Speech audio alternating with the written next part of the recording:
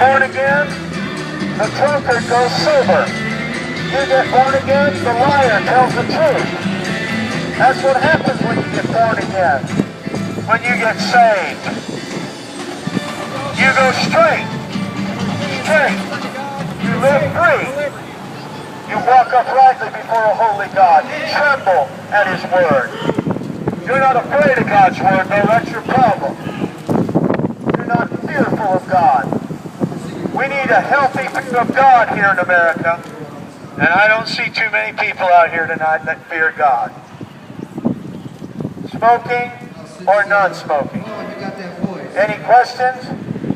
It's either the lake of fire in the smoking section or it's the non-smoking section in heaven. There's going to be no booze in hell, folks. You won't be able to light up. No more perversion.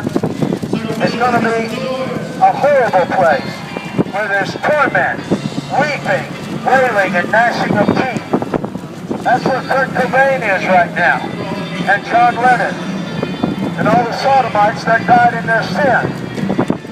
That's where all the rock and rollers are. Like Jimi Hendrix and Janis Joplin. And Brian Jones, and George Harrison. All the ungrateful dead are in the lake of fire. Every one of them. They're headed to that place, including Carlos Santana, and the rest of these Santerian demonic worshippers, right from the pit of hell.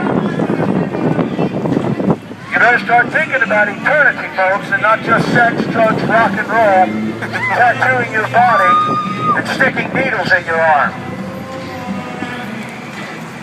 It's going to be hell to pay, but it's eat, drink, and be merry, for tomorrow we die.